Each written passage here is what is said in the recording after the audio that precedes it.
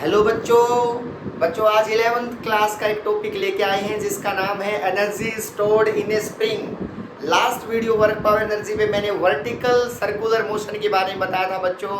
आज है energy stored in a spring. इसका जो जो न्यूमेरिकल्स हम करते जाएंगे उनको कॉपी में नोट करते जाना, और मैं एक बार इस कंसेप्ट को क्लियर करवाता हूँ कि energy stored in a spring है क्या। समझना बेटा। बेटा एक चीज बताना मुझे, energy stored in a spring, stored in a spring। मुझे एक बात बताओ बच्चों, मान लिया कोई एक स्प्रिंग है, ये कोई स्प्रिंग है, यहां से ये टाइट है बच्चों, और ये मैंने इस लेवल पे यहाँ पे रखा हुआ है। देखना बच्चों, इस लेवल पे। अब बात आती है, इस ब्लॉक का मास m है जो स्प्रिंग के ऊपर रखा है, ये कनेक्टेड है, ठीक है। और अगर मैं इस स्प्रिंग को स्ट्रेच करता हूँ, ध्यान से सुनना, अगर मैं स्प्रिंग को स्ट्रेच करता हूँ तो मुझे क्या लगाना पड़ेगा बच्चों? फोर्स। बिल्कुल सही बात है, अगर मैं स्प्रिंग को स्ट्रेच करता हूँ तो मुझे फोर्स लगाना पड़ेगा। और अगर मैं ये फोर्स लगा के इसको मैं आगे ले जाता हूँ तो क्या सिचुएशन बनेगी बच्चों? जो डायग्राम बनेगा वो ऐसा बनेगा। अगर मैं इसको स्ट्रेच करके बच्चों आगे ले जाता हूं तो ये सिचुएशन ये बनेगी। देखो,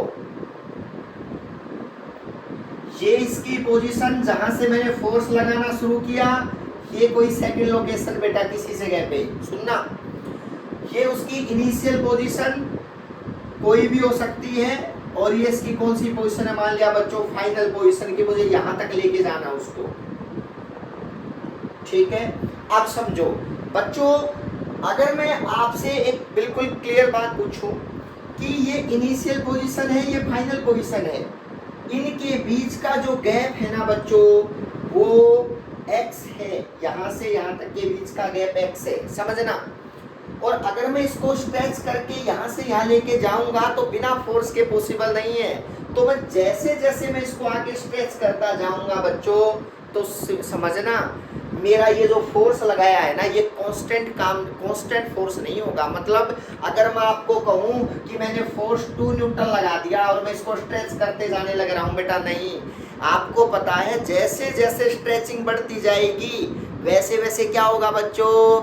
मैंने फोर्स की वैल्यू को चेंज करना पड़ेगा। मैंने फोर्स की वैल्यू को क्या करना पड़ेगा बच्चों? चेंज करना पड़ेगा। अब सुनो, इंक्रीज या डिक्रीज? बिल्कुल सही आंसर है इंक्रीज। स्टार्टिंग में ऐसे, लेकिन जैसे स्ट्रेचिंग होती जाएगी मैंने अपना फोर्स और बढ़ाना पड़ेगा बेटा, बढ़ाना पड़ेगा। बिल्कुल एंड के ऊपर तो आप कहोगे सर बहुत ज्यादा फोर्स की रिक्वायरमेंट पड़ेगी तब जाके स्ट्रेच हो पाएगा। इसका मतलब जो मैंने फोर्स अप्लाई किया है, फोर्स अप्लाइड बच्चों, वो डायरेक्टली प्रोपोर्शनल होगा खिंचाव के। याद रखना, जितना खिंचाव बढ़ता जाएगा मुझे फोर्स भी बढ़ाते जाना पड़ेगा। इसका मतलब एक्सटेंशन ऑफ स्प्रिंग बच्चों। अब F is directly proportional to, मान लिया बच्चों एक्सटेंशन को हमने x बोल दिया कि कोई स्प्रिंग x स्ट्रेच कर रखा है, समझ रहे हो ना। अब सुनो बच्चों, ये मेरे द्वारा लगाया गया फोर्स है, मेरे द्वारा लगाया गया। समझ में? स्प्रिंग कैसे लगाएगा? अगर मैं इधर लगा रहा हूं तो स्प्रिंग वापिस आना चाहेगा, तो ये फोर्स किसका होगा बच्चों? स्प्रिंग का। समझो, मैं उधर लगा रहा हूं तो स्प्रिंग वापिस लगाएगा, तो ये फोर्स, अगर मैं स्प्रिंग का लिखता हूं तो यहां पे जो साइन देखना बेटा, यहां पे माइनस का के आएगा, स्प्रिंग कांस्टेंट। याद रखना, माइनस साइन ये दिखाता है कि स्प्रिंग फोर्स तो इधर लगा रहा है और बच्चों मैं लेके उधर जा रहा हूं, तो इसका मतलब x और f के बीच में 180 डिग्री का एंगल बन गया ना। तो मेरा जो फोर्स है मतलब अपोजिट है, तो इसका मतलब नेगेटिव साइन आएगा माइनस का के एक्स। तो नेगेटिव साइन क्या दिखाता है बेटा? Negative sign show that f and x are opposite बच्चों, x are opposite। अब सुनो बच्चों, ये अगर प्लस होता तो ये फोर्स स्प्रिंग वाला नहीं होता, ये मेरे द्वारा लगाया गया फोर्स होता, क्योंकि मैं फोर्स भी उधर लगा रहा हूं और स्प्रिंग को स्ट्रेच भी उधर कर रहा हूं, तो इसका मतलब यहां प्लस का साइन आता। लेकिन स्प्रिंग का फोर्स लिखना है तो मुझे क्या करना पड़ेगा? माइनस का की एक्स करना पड़ेगा। अब सुनो अगला पॉइंट बच्चों, ठीक है सर, ये स्प्रिंग का हम समझ गए।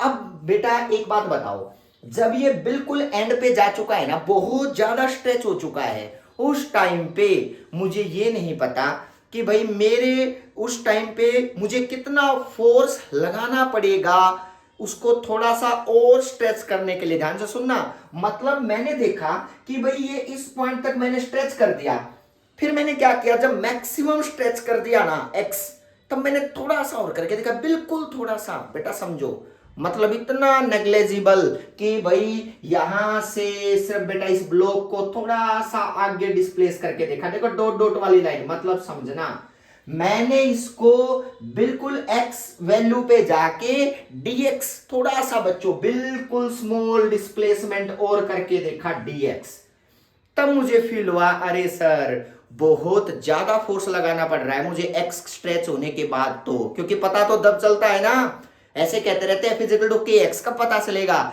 जब x खींच के, तब मैं कहूं तुम लोगों को और खींच के दिखाओ, तब आपको लगेगा अरे सर dx मतलब स्मॉल डिस्प्लेसमेंट में आपको कितनी मेहनत करनी पड़ेगी, समझना बेटा। तो इसका मतलब मुझे बिल्कुल एंडिंग में dx स्ट्रेच करना पड़ जाए, जब ऑलरेडी x स्ट्रेच्ड है तो मुझे उसके लिए कितना काम करना पड़ेगा। सुनो बेटा, तो क्या लिखोगे बेटा, work done to stretch the spring dx after stretching, already stretch हो चुका है ना, आफ्टर स्ट्रेचिंग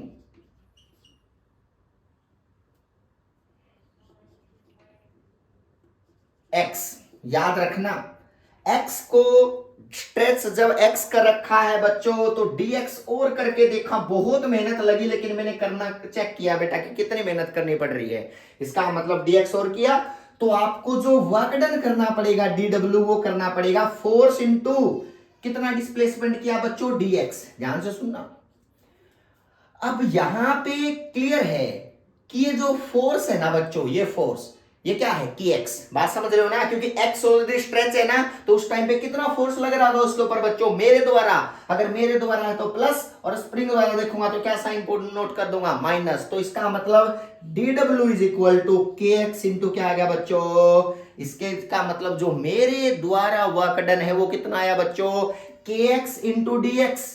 समझ रहे हो ना। अब बात आती है, नहीं सर हम तो ना किसका नोट करेंगे, स्प्रिंग द्वारा लगाया गया वर्क डन नोट करेंगे, आपके द्वारा नहीं, ऑब्वियस सी बात है, जब स्प्रिंग द्वारा आएगा तो साइन किसका जाएगा बच्चों, माइनस का, लेकिन यहां भी तो माइनस आएगा ना, क्यों, क्योंकि आपने डिस्प्लेसमेंट तो dx उधर कर लिया और आपका स्प्रिंग फोर्स इधर लग रहा था, इसका मतलब यहां भी तो नेगेटिव वर्क डन आएगा, और बच्चों जब नेगेटिव और नेगेटिव यहां वापस वैल्यू पुट करोगे तो नेगेटिव नेगेटिव क्या हो जाएगा बच्चों, पॉजिटिव। तो आप समझना, इसका मतलब चाहे स्प्रिंग की स्ट्रेचिंग निकाल लूं चाहे मेरे द्वारा लगाया गया वर्क डन निकाल लूं, बेटा आंसर सेम आएगा, स्प्रिंग द्वारा लगाया गया वर्क डन और मेरे द्वारा किया गया वर्क डन दोनों क्या है बच्चों, इक्वल हैं। क्लियर है ना। तो सुनो, kx इंटू dx, और अगर मैं इंटीग्रेशन करता हूं दोनों साइड तो आपका कहां से कहां तक, देखो बेटा इस लोकेशन को मैंने इनिशियल लोकेशन का नाम दिया कोई भी, और इस लोकेशन को मैंने फाइनल का नाम दिया, तो इसकी जो वर्क डन होगा वो 0 से w,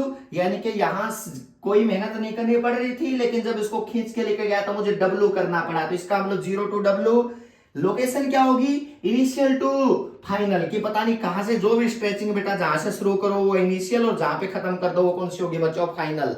अब सुनो, dw का इंटीग्रेशन तो w, k को बाहर ले लो बच्चों, यहां पे वैल्यू किसकी आ गई, इंटीग्रेशन क्या होगा, x स्क्वायर बाई 2, बिल्कुल स्मार्ट हो तुम लोग इस मामले में, x इंटू dx का इंटीग्रेशन होता है x square by 2।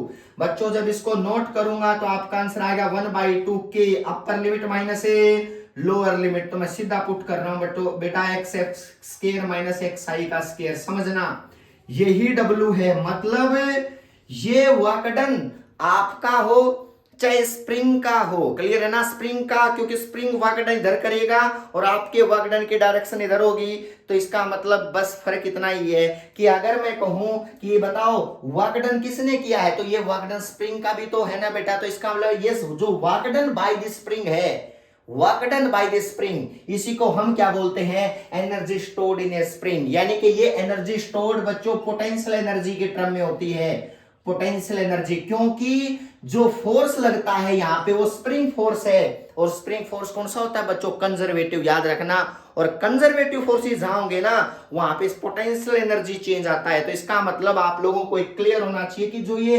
Energy store है, ये एनर्जी स्टोर किसका है बच्चों, पोटेंशियल एनर्जी स्टोर है। तो यहां पे लिख देना work done always equal to, work done by the spring is always equal to, always equal to किसके बोला बताओ बेटा, ये always equal to energy stored by the spring, energy stored, potential energy stored by the, sir क्यों, क्योंकि obvious सी बात है force spring वाला है ना, तो इसका मतलब कंजर्वेटिव है, कंजर्वेटिव फोर्सेस में ये एनर्जी स्टोर होती है बच्चों, याद रखना पोटेंशियल एनर्जी स्टोर, समझना काइनेटिक एनर्जी नहीं है, पोटेंशियल एनर्जी स्टोर, क्लियर है कंजर्वेटिव फोर्सेस में, ये मैंने लास्ट वीडियो में बता रखा, देख लेना। तो बच्चों X F square minus X I square 1/2k, तो k को क्या बोलते हैं, स्प्रिंग कांस्टेंट, मैंने स्टार्टिंग में बता रखे वीडियो में, k को बोलते हैं स्प्रिंग कांस्टेंट। तो समझो आप लोगों को ये इंटीग्रेशन और एनर्जी स्टोर्ड इन स्प्रिंग का कंसेप्ट क्लियर होना चाहिए कि एक स्प्रिंग के अंदर जो मैं मेहनत करता हूं, जो मैं वर्क डन करता हूं,